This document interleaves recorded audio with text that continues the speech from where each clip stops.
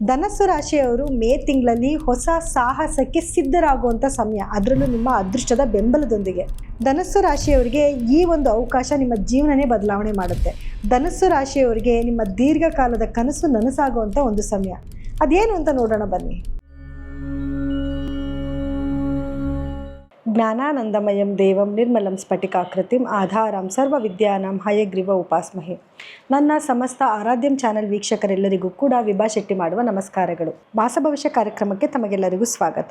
ಈ ತಿಂಗಳು ಅಂದರೆ ಮೇ ತಿಂಗಳಲ್ಲಿ ಗ್ರಹಗಳ ಸ್ಥಾನಮಾನ ಹೇಗಿದೆ, ಯಾವುದೆಲ್ಲ ಗ್ರಹಗಳ ಬದಲಾವಣೆ ಆಗ್ತಿದೆ, ಇದರಿಂದ ದ್ವಾದಶ ರಾಶಿಗಳ ಮೇಲೆ ಏನೆಲ್ಲ ಪರಿಣಾಮ ಬೀರುತ್ತೆ ಅನ್ನೋದನ್ನು ನೋಡೋಣ ಬನ್ನಿ. ಇನ್ನು ಗ್ರಹಗಳ ಸ್ಥಾನಮಾನ ಹೇಗಿದೆ ಅಂತ ನೋಡಿದ್ರೆ ನೋಡಿ, ಕುಂಭ ರಾಶಿನಲ್ಲಿ ರಾಹು ಗ್ರಹ ಇತ್ತು ಅಂದರೆ ಮೀನ ರಾಶಿನಲ್ಲಿ ಶನಿ ಬುಧ ಮತ್ತು ಕುಜ ಗ್ರಹಗಳಿದೆ.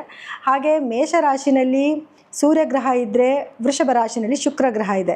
ಹಾಗೆ ಗುರು ಬಂದು ಮಿಥುನದಲ್ಲಿದ್ದು ಇನ್ನು ಸಿಂಹ ರಾಶಿನಲ್ಲಿ ಕೇತು ಗ್ರಹ ಇದೆ. ಆದರೆ ಇದರಲ್ಲಿ ಕೆಲವೊಂದು ಬದಲಾವಣೆ ಆಗ್ತದೆ. ಅಂದರೆ ಸಾಕಷ್ಟು ಗ್ರಹಗಳು ತನ್ನ ಪತನ ಚೇಂಜ್ ಮಾಡ್ತಾ ಇದೆ. ಯಾವ್ಯಾವ ಗ್ರಹಗಳು ಯಾವ ಸಮಯದಲ್ಲಿ ಚೇಂಜ್ ಮಾಡ್ತಿದೆ ಅಂತ ನೋಡಿದ್ರೆ, ಮೊದಲನೇದಾಗಿ ಇದೇ ತಿಂಗಳ 11ನೇ ತಾರೀಕು ಕುಜ ಗ್ರಹವು ಮೀನ ರಾಶಿಯಿಂದ ಮೇಷ ರಾಶಿಗೆ ಅಂದರೆ ತನ್ನ ಸ್ವಂತ ರಾಶಿಗೆ ಪ್ರವೇಶನ ಬೆಳೆಸ್ತಾ ಇದೆ. ಇನ್ನು ಮೇ 14ನೇ ತಾರೀಕು ಶುಕ್ರ ಗ್ರಹ ವೃಷಭ ರಾಶಿಯಿಂದ ಮಿಥುನ ರಾಶಿಗೆ ತನ್ನ ಪತನ ಬದಲಾಯಿಸ್ತಾ ಇದೆ.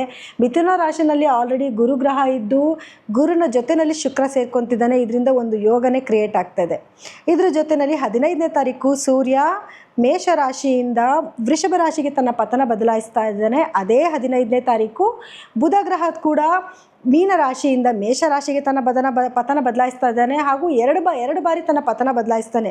ಇನ್ನೊಂದು ಅಂದರೆ 23ನೇ ತಾರೀಕು ಕೂಡ ಮೇಷ ರಾಶಿಯಿಂದ ವೃಷಭ ರಾಶಿಗೂ ಕೂಡ ತನ್ನ ಪತನ ಬದಲಾಯಿಸ್ತಾ ಇದ್ದಾನೆ. ಇನ್ನು ಬುಧ ಗ್ರಹ ಕೂಡ 15ನೇ ತಾರೀಕು ಮೇಷದಿಂದ ವೃಷಭಗೆ ತನ್ನ ಪತನ ಬದಲಾಯಿಸ್ತಾ ಇದ್ರೆ ಇನ್ನೊಂದು ಬಾರಿ ಅಂದರೆ 23ನೇ ತಾರೀಕು ವೃಷಭದಿಂದ ಮಿಥುನ ರಾಶಿಗೂ ಕೂಡ ತನ್ನ ಪತನ ಬದಲಾಯಿಸ್ತಾ ಇದ್ದಾನೆ. ನೋಡಿ, ಧನಸ್ಸು ರಾಶಿಯವರಿಗೆ ನಿಮ್ಮ ರಾಶಾಧಿಪತಿಯಾಗಿರುವಂತಹ ಗುರುಗ್ರಹ 7ನೇ ಮನೇಲಿ ಸಂಚಾರ ಮಾಡ್ತಿದ್ದಾನೆ. 7ನೇ ಮನೇಲಿ ಸಂಚಾರ ಮಾಡ್ತಾ ಇರೋದ್ರಿಂದ ನೇರವಾಗಿ ನಿಮ್ಮ ರಾಶಿ ಮೇಲೆ ದೃಷ್ಟಿ ಇದೆ. ಸೊ ಇದರಿಂದ ಗುರು ದೃಷ್ಟಿ ಬಿದ್ದರೆ ಕೋಟಿ ಪುಣ್ಯ ಬರುತ್ತೆ ಅಂತ ಹೇಳ್ತಾರೆ. ಅದರಲ್ಲೂ ನಿಮ್ಮ ರಾಶಾಧಿಪತಿ ಬೇರೆ ತನ್ನ ರಾಶಿನೇ ತಾನು ನೋಡ್ತಿದ್ದಾನೆ. ಒಂದು ಅದೃಷ್ಟಕರವಾದ ಸಮಯ. ಆದರೆ ಶನಿ ದೃಷ್ಟಿನೂ ಕೂಡ ಜೊತೆಯಲ್ಲಿರೋದ್ರಿಂದ ಒಂದು ನೆಗೆಟಿವಿಟಿ ಪಾಸಿಟಿವಿಟಿ ಎರಡೂ ಕೂಡ ಜೊತೆಲಿ ಆಗ್ತಿರುತ್ತೆ. ನಿಮ್ಗೆ ಅನ್ಕೊಂತೀವಿ ಎಲ್ಲರೂ ಹೇಳ್ತಿದ್ದಾರೆ ನಮ್ಗೆ ಅದೃಷ್ಟ ಅದೃಷ್ಟ ಅದೃಷ್ಟ ಅಂತ. ಕೆಲವು ಕಷ್ಟನೂ ಅನುಭವಿಸ್ತಾ ಇದ್ದೀವಲ್ವಾ? ಹೌದು, ನಿಜ. ಕಷ್ಟ ಅಂತಂದರೆ ಸ್ವಲ್ಪ ಟ್ರಬಲ್ನ ಕೊಡ್ತಾನೆ ಶನಿ. ಅಂದರೆ ನಿಧಾನಗತಿನ ಕೊಡ್ತಾನೆ, ಕೆಲಸನ ಸ್ವಲ್ಪ ಡಿಲೇ ಮಾಡ್ತಾನೆ. ಆದರೆ ಗುರು ದೃಷ್ಟಿ ಇರೋದ್ರಿಂದ ಆ ಕೆಲಸಗಳಿಗೆ ಒಂದು ಸೊಲ್ಯೂಷನ್ ಕೂಡ ಸಿಕ್ಕುತ್ತೆ.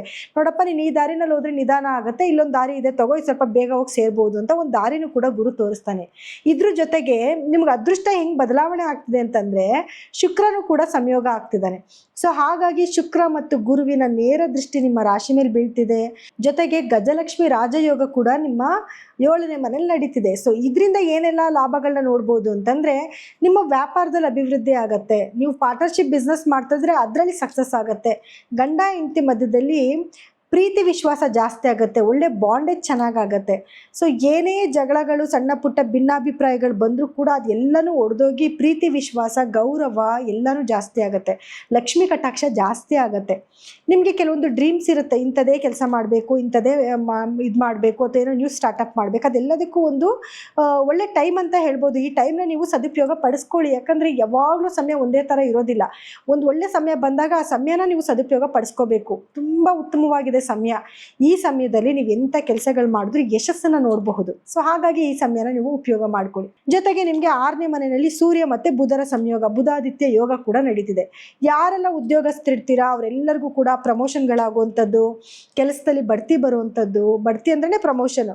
ಜೊತೆಗೆ ಮೇಲಧಿಕಾರಿಗಳಿಂದ ಪ್ರಶಂಸೆ ಸಿಗೋದು. ಇವ್ರು ಕೆಲಸ ಮಾಡ್ತಿದ್ದಾರೆ, ಅದನ್ನು ಗುರುತಿಸ್ಬೇಕು, ಇವರಿಗೆ ಬೆಲೆ ಕೊಡಬೇಕು, ಆವಾಗ ಇವರಿಂದ ಇನ್ನೊಂದಷ್ಟು ಕೆಲಸ ತಗೋಬೇಕು ಅನ್ನೋಂಥ ಜ್ಞಾನ ಅವ್ರಿಗೂ ಬರುತ್ತೆ. ಮತ್ತು ನಿಮಗೆ ಒಂದು ಸಭಾಷ್ಗಿರಿ ಕೂಡ ಸಿಗುತ್ತೆ. ನೀವು ಮಾಡ್ತಿರೋ ಕೆಲಸಕ್ಕೆ ನಿಮ್ಗೊಬ್ರು ಸಭಾಷ್ ಅಂತ ಅಂದಾಗ ಕೆಲಸ ಮಾಡೋಕ್ಕೆ ಇನ್ನೊಂದಷ್ಟು ಸ್ಫೂರ್ತಿ ಸಿಗುತ್ತೆ ನಿಮಗೆ. ಸೊ ಅದೆಲ್ಲನೂ ಕೂಡ ಸಿಗುತ್ತೆ. ಜೊತೆಗೆ ನಿಮ್ಗೆ ಯಾರಾದರೂ ಶತ್ರುಗಳಿತ್ತು ಅಂತಂದರೆ ಗೆಲುವು ನಿಮ್ಮದಾಗತ್ತೆ. ಗೌರ್ಮೆಂಟಿಂದ ಏನಾದರೂ ಕೆಲಸಗಳಾಗಬೇಕಾಗಿತ್ತು ಅಥವಾ ಗೌರ್ಮೆಂಟ್ ಉದ್ಯೋಗಿಗಳೇನಾದರೂ ಇದ್ದರೆ ಅವ್ರಿಗೆ ತುಂಬ ಉತ್ತಮವಾದ ಸಮಯ ಆಗಿರುತ್ತೆ. ಅಂದರೆ ಗೌರ್ಮೆಂಟ್ ಉದ್ಯೋಗಿಗಳು ಕೆಲಸದಲ್ಲಿ ಪ್ರಮೋಷನ್ ಆಗೋದು ಅಥವಾ ಯಾವುದನ್ನ ಒಂದು ಹೈ ಪೋಸ್ಟ್ಗೆ ಹೋಗೋದು, ನಿಮಗೆ ಬೇಕಾಗಿರೋಂಥ ಜಾಗಕ್ಕೆ ಟ್ರಾನ್ಸ್ಫರ್ ಆಗುವಂಥದ್ದು, ಅಥವಾ ಗೌರ್ಮೆಂಟಿಂದ ಕೆಲವು ಕೆಲಸಗಳಾಗಬೇಕಾಗಿರುತ್ತೆ. ಏನಂದರೆ ಕೆಲವು ಸೈನ್ಗಳಾಗಬೇಕು, ಯಾವುದೋ ಒಂದು ಕಾಗದ ಪತ್ರಗಳಿಗೆ ಸೈನ್ ಆಗಬೇಕು, ಅಥವಾ ಕೆಲಸ ನಿಂತೋಗ್ಬಿಟ್ಟಿದೆ, ಆ ಕೆಲಸ ಚಲಾವಣೆ ಆಗಬೇಕು, ಅದು ಎಲ್ಲನೂ ಕೂಡ ಮಾಡ್ಕೊಳ್ಳುವಂಥ ಒಂದು ಟೈಮ್ ಆಗಿರುತ್ತೆ. ಜೊತೆಗೆ ಯಾರನ್ನ ರಾಜಕಾರಣಿಗಳಿದ್ರು ಅಂತಂದ್ರೆ ರಾಜಕಾರಣಿಗಳಿಗೂ ಕೂಡ ಒಳ್ಳೆ ಟೈಮು. ಈ ಟೈಮಲ್ಲಿ ಒಳ್ಳೊಳ್ಳೆ ಕೆಲಸಗಳನ್ನ ಮಾಡಿ ಒಳ್ಳೆ ಪ್ರಶಂಸೆ ಸಿಗುವಂಥ ಟೈಮು, ಹೊಸ ಹೊಸ ಪೋಸ್ಟ್ಗಳಿಗೆ ಪ್ರಯತ್ನ ಪಡುವಂಥ ಟೈಮ್ ಆಗಿರುತ್ತೆ. ಮತ್ತು ಗೆಲುವಾಗುತ್ತೆ. ಮುಖ್ಯವಾಗಿ ಇಂಥ ಟೈಮಲ್ಲಿ ಏನಾದರೂ ಎಲೆಕ್ಷನ್ಸ್ ಅದು ಇದು ಬಂತು ಅಂತಂದರೆ ಗೆಲ್ಲುವಂಥ ಒಂದು ಟೈಮ್ ಆಗಿರುತ್ತೆ. ಸೊ ಯಾರಿಗೆಲ್ಲ ಈ ಅವಕಾಶ ಸಿಕ್ಕುತ್ತೋ ಅದನ್ನು ಸದುಪಯೋಗ ಪಡಿಸ್ಕೊಳ್ಳಿ. ಏನಾದರೂ ಕಾಂಪಿಟೇಟಿವ್ ಎಕ್ಸಾಮ್ಸ್ ಬರೆದ್ರೆ ಅದರಲ್ಲಿ ವಿನ್ನಿಂಗ್ಸ್ ಆಗುವಂಥದ್ದು, ಅಥವಾ ಅಪ್ಲಿಕೇಶನ್ಸ್ ಏನಾದರೂ ಆಗ್ತಿದ್ದೀರಾ ಅಂದರೂ ಕೂಡ ಒಳ್ಳೆ ಟೈಮ್ ಇದು. ಈ ಟೈಮಲ್ಲಿ ಅಪ್ಲಿಕೇಶನ್ಗಳು ಹಾಕೊಳ್ಳಿ, ಯಶಸ್ಸು ಸಿಗುತ್ತೆ ನಿಮಗೆ. ಇನ್ನು ನಿಮಗೆ 3ನೇ ಮನೆಯಲ್ಲಿ ರಾಹುವಿನ ಸಂಚಾರ, ಧೈರ್ಯ ಜಾಸ್ತಿ ಆಗುತ್ತೆ. ಏನು ಕೆಲಸ ಮಾಡೋಕೆ ನನ್ನ ಕೈಲಿ ಆಗುತ್ತೆ ಬಿಡು, ನಾನು ಮಾಡ್ತೀನಿ ಬಿಡು ಅನ್ನೋಂಥ ಧೈರ್ಯ ಜಾಸ್ತಿ ಇರುತ್ತೆ ನಿಮಗೆ.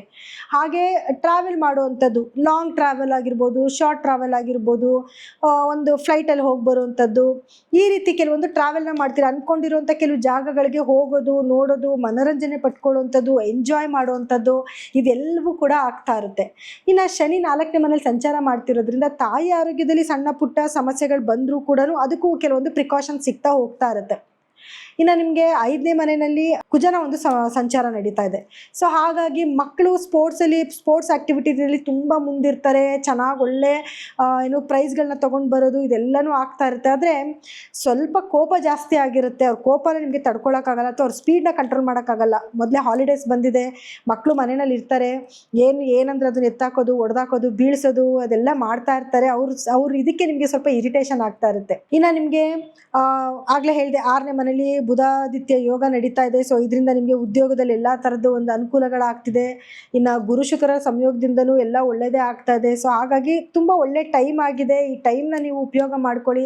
ಮತ್ತು ಸ್ಪಿರಿಚುವಲ್ ಟ್ರಾವೆಲ್ ಕೂಡ ಮಾಡ್ತೀರಾ. ನೀವು ಅಂದ್ಕೊಂಡಿರೋಂಥ ಕೆಲವು ದೇವಸ್ಥಾನಗಳಿಗಾಗಿರ್ಬೋದು, ಜಾಗಗಳಿಗಾಗಿರ್ಬೋದು ಹೋಗೋದು, ವಿಸಿಟ್ ಮಾಡೋದು, ಇದೆಲ್ಲನೂ ಕೂಡ ಮಾಡೋಕ್ಕೆ ಉತ್ತಮವಾದ ಸಮಯ ಆಗಿರುತ್ತೆ. ಇನ್ನು ಎಜುಕೇಷನ್ ಅಂತ ಬಂದಾಗ ಮಕ್ಕಳು ಎಜುಕೇಷನಲ್ಲಿ ಬಹಳಷ್ಟು ಮುಂದಿರ್ತಾರೆ. ರೈತರಿಗೂ ಕೂಡ ಉತ್ತಮವಾದ ಒಂದು ಸಮಯ ಆಗಿರುತ್ತೆ. ಅಂಥ ನೆಗೆಟಿವಿಟಿ ಅನ್ನೋದೇನು ಇಲ್ಲ. ಅಕಸ್ಮಾತ್ ಏನಾದರೂ ಆರೋಗ್ಯ ಸಮಸ್ಯೆಗಳಂತ ಬಂದರೂ ಕೂಡ ಸ್ವಲ್ಪ ಮಾನಸಿಕವಾದ ಸಮಸ್ಯೆಗಳು ನಿಮ್ಗೆ ಏನಂತಂದರೆ ಸ್ವಲ್ಪ ಸೂಕ್ಷ್ಮ ಸ್ವಭಾವದವರಾಗಿರ್ತೀರ. ಯಾರಾದರೂ ಏನಾದರೂ ಅಂದರೆ ಬೇಗ ಸಹಿಸ್ಕೊಳ್ಳಲ್ಲ. ನೀವು ಬೇಗ ಮನಸ್ಸಿಗೆ ನೋವು ಮಾಡ್ಕೊಳ್ಳೋದು, ಹರ್ಟ್ ಮಾಡ್ಕೊಳ್ಳೋದು. ಯಾಕಂದರೆ ಶನಿ ದೃಷ್ಟಿ ಕೂಡ ಬೀಳ್ತಾ ಇದೆ. ಒಂಚೂರು ಲೇಜಿ ಇರ್ತೀರಾ, ಬೇಗ ಹೋಗಿ ಕೆಲಸಗಳನ್ನ ಮಾಡ್ಕೊಳ್ಳಲ್ಲ. ಎರಡೂ ಕೂಡ ಆಗ್ತಾ ಇರುತ್ತೆ ನಿಮಗೆ. ಸೊ ಇದನ್ನೊಂಚೂರು ನೀವು ಅವಾಯ್ಡ್ ಮಾಡ್ಕೊಬೇಕಾಗಿ ಬರುತ್ತೆ. ಇದು ಬಿಟ್ಟರೆ ಬೇರೆ ನೆಗೆಟಿವಿಟಿ ಅನ್ನೋದು ಏನೂ ಅಷ್ಟೊಂದು ಇಲ್ಲ ನಿಮಗೆ. ಇನ್ನು ಕಂಕಣ ಬಲ ಕೂಡ ಬಂದಿದೆ. ಯಾಕಂದರೆ ಗುರು ಬಲ ಇದೆ, ಗುರು ದೃಷ್ಟಿ ಇದೆ. ಸೊ ಹಾಗಾಗಿ ಯಾರೆಲ್ಲ ಮದುವೆ ಹುಡುಕಾಟದಲ್ಲಿದ್ದೀರಾ ಅವರೆಲ್ಲರಿಗೂ ಕೂಡ ಒಳ್ಳೆ ಟೈಮ್ ಆಗಿರುತ್ತೆ. ಮನೆಯಲ್ಲಿ ಶುಭ ಕಾರ್ಯ ಮಾಡೋದಕ್ಕೂ ಕೂಡ ಒಳ್ಳೆ ಟೈಮ್. ಮದುವೆ ಆಗಿರ್ಬೋದು, ಗೃಹ ಪ್ರವೇಶಗಳಾಗಿರ್ಬೋದು, ನಾಮಕರಣ ಆಗಿರ್ಬೋದು, ಅಥವಾ ಮನೇಲಿ ಅದನ್ನು ಹೋಮ ಹವನ ಮಾಡಿಸ್ಬೇಕು ಅಂದ್ಕೊಂಡಿದ್ರೆ, ಅಥವಾ ಮನೆ ದುರಸ್ತಿ ಕಾರ್ಯಗಳೇನಾದರೂ ಮಾಡಿಸ್ಬೇಕು ಅಂದ್ಕೊಂಡಿದ್ರೆ ಅದೆಲ್ಲದಕ್ಕೂ ಕೂಡ ಒಳ್ಳೆ ಟೈಮ್ ಆಗಿರುತ್ತೆ. ಸೊ ಹಾಗಾಗಿ ಈ ಸಮಯನ ನೀವು ಉಪಯೋಗ ಮಾಡಿಕೊಂಡ್ರೆ ಒಳಿತು. ಇನ್ನು ಪರಿಹಾರವಾಗಿ ಏನು ಮಾಡ್ಕೋಬೇಕು, ಏನು ಪರಿಹಾರ ಮಾಡಿಕೊಂಡ್ರೆ ಇನ್ನಷ್ಟು ಯಶಸ್ಸನ್ನು ನೋಡಬಹುದು, ಅಥವಾ ಬರೋವಂಥ ಸಣ್ಣ ಪುಟ್ಟ ತೊಂದರೆಗಳನ್ನು ಕೂಡ ಹೇಗೆ ಪರಿಹಾರ ಮಾಡ್ಕೊಳ್ಳೋದು ಅಂತಂದರೆ, ಮೊದಲನೇದಾಗಿ ಗುರುಗಳ ಆರಾಧನೆ ಜಾಸ್ತಿ ಮಾಡಬೇಕಾಗುತ್ತೆ. ಗುರುಗಳ ದೇವಸ್ಥಾನಕ್ಕೆ ಹೋಗಿ, ಅಥವಾ ನಿಮಗೆ ಯಾರಾದರೂ ಗುರುಗಳು ವಿದ್ಯೆ ಕಲಿಸ್ಕೊಟ್ರಂಥ ಗುರುಗಳಿದ್ರೆ ಅವ್ರು ಸೇವೆ ಮಾಡಿ. ಅವ್ರಿಗೆ ಚಪ್ಪಲಿ ತೊಗೊಂಡೋಗಿ ಕೊಡೋದು, ಫ್ರೂಟ್ಸ್ ತೊಗೊಂಡೋಗಿ ಕೊಡೋದು, ಬಟ್ಟೆ ತೊಗೊಂಡೋಗಿ ಕೊಡೋದು, ಈ ರೀತಿ ಯಾವುದಾದ್ರೂ ಒಂದು ಸೇವೆನ ಅವ್ರಿಗೆ ಮಾಡುವಂಥದ್ದು. ಅಥವಾ ನಿಮ್ಮ ಮನೇಲಿ ಯಾರಾದರೂ ಹಿರಿಯರಿದ್ರೆ ಪ್ರತಿದಿನ ಅವರ ಆಶೀರ್ವಾದ ತೊಗೊಂಡು ಈಚೆ ಕಡೆ ಕೆಲಸಕ್ಕೆ ಹೋಗಿ. ಇದು ಒಂದೇ ನಿಮಗೆ ತುಂಬ ಬಲ ತಂದುಕೊಡುವಂಥ ಒಂದು ವಿಷಯ ಆಗಿರುತ್ತೆ. ಜೊತೆಗೆ ಪ್ರತಿ ಶನಿವಾರದ ದಿವಸ ನಿರ್ಗತಿಕರಿಗೆ ಸ್ವಲ್ಪ ಸಹಾಯ ಮಾಡೋದು. ಅದನ್ನು ಸೂರ್ಯಾಸ್ತದ ನಂತರ ನಿಮ್ಮ ಕೈಲಿ ಏನು ಕೊಡೋಕ್ಕೆ ಸಾಧ್ಯವೋ ಅದನ್ನು ಡೊನೇಟ್ ಮಾಡಿ ಸಾಕು. ನಿಮ್ಗೆ ಎಂಥ ಸಂಕಷ್ಟ ಬಂದರೂ ಕೂಡ ಅದರಿಂದ ನೀವು ಪಾರಾಗ್ತೀರ. ಇನ್ನು ಕಾರ್ಯಕ್ರಮ ಮುಗಿಸೋವಂಥ ಒಂದು ಸಮಯ ಈಗ ಬಂದಿದೆ. ಆದರೆ ಒಂದೇನು ಅಂತಂದರೆ, ಕೆಲವ್ರದ್ದು ಕಮೆಂಟ್ಸ್ ನೋಡ್ತಾ ಇರ್ತೀನಿ. ಕಮೆಂಟ್ಸಲ್ಲಿ ಏನು ಅಂತಂದರೆ, ಕೆಲವರು ನೆಗೆಟಿವಿಟಿ ಹಾಕ್ತಿರ್ತಾರೆ, ಕೆಲವರು ಪಾಸಿಟಿವ್ ಆಗಿ ಹೇಳ್ತಿರ್ತಾರೆ. ಈಗ ನಾನು ಹೇಳಿರೋ ಫಲಗಳಲ್ಲೂ ಕೂಡ ಕೆಲವು ಪಾಸಿಟಿವ್ ನೆಗೆಟಿವ್ ಎರಡೂ ಕೂಡ ಇದ್ದೇ ಇರುತ್ತೆ. ಸೊ ಹಾಗಾಗಿ ಕೆಲವ್ರು ಏನು ಹೇಳ್ತಾರೆ, ನಮ್ಗೆ ಯಾವುದೇ ರೀತಿ ನೆಗೆಟಿವ್ ಆಗ್ತಿಲ್ಲ, ನಾವು ತುಂಬ ಚೆನ್ನಾಗಿದ್ದೀವಿ, ನೀವು ಸುಮ್ಮನೆ ಏನೋ ಹೇಳ್ತಿದ್ದೀರಾ ಅಂತ ಕೆಲವರು ಹೇಳ್ತಾರೆ. ಇನ್ನು ಕೆಲವರು ತುಂಬ ಚೆನ್ನಾಗಿದೆ ಅಂತ ನೀವು ಹೇಳ್ತಿದ್ದೀರಾ, ನಂಗೆ ತಿನ್ನೋಕೆ ಊಟನೂ ಇಲ್ಲ, ಬಟ್ಟೆನೂ ಇಲ್ಲ, ಕೆಲಸನೂ ಇಲ್ಲ, ನಾವೇನು ಮಾಡಬೇಕು ಅಂತ ಅನ್ನೋರು ಕೂಡ ಇದ್ದೀರಾ. ಸೊ ಏನಕ್ಕೆ ಈ ಥರ ಎಲ್ಲ ಆಗುತ್ತೆ ಅಂತಂದರೆ, ನಿಮ್ಮ ವೈಯಕ್ತಿಕ ಜಾತಕನ ನೀವು ತೋರಿಸ್ಕೋಬೇಕು. ಯಾಕೆ ಗೊತ್ತಾ, ಅದರಲ್ಲಿ ಗ್ರಹಗತಿಗಳ ಸ್ಥಾನಮಾನ ಬೇರೆ ಆಗಿರುತ್ತೆ, ಮತ್ತು ನಿಮಗೆ ನಡೀತಿರೋಂಥ ದಶಾಭುಕ್ತಿನೂ ಕೂಡ ಬೇರೆ ಆಗಿರುತ್ತೆ. ಅದಕ್ಕೆ ತಕ್ಕನಾದ ಪರಿಹಾರಗಳನ್ನ ನೀವು ಮಾಡ್ಕೋಬೇಕು. ಅದು ತುಂಬ ಇಂಪಾರ್ಟೆಂಟ್ ಆಗಿರುತ್ತೆ. ಸೊ ಹಾಗಾಗಿ ನೀವೇನಾದರೂ ನಿಮ್ಮ ವೈಯಕ್ತಿಕ ಜಾತಕನ ಪರೀಕ್ಷೆ ಮಾಡಿಸ್ಕೋಬೇಕು ಅಂದರೆ, ಕೆಳಗಡೆ ಸ್ಕ್ರೋಲ್ ಆಗ್ತಿರೋಂಥ ನಮ್ಮ ನಂಬರ್ಗೆ ಕರೆ ಮಾಡಿ ನಿಮ್ಮ ಅಪಾಯಿಂಟ್ಮೆಂಟ್ನ ಫಿಕ್ಸ್ ಮಾಡ್ಕೊಳ್ಳಿ. ಸೊ ಎಲ್ಲರಿಗೂ ಕೂಡ ನನ್ನ ಧನ್ಯವಾದಗಳು.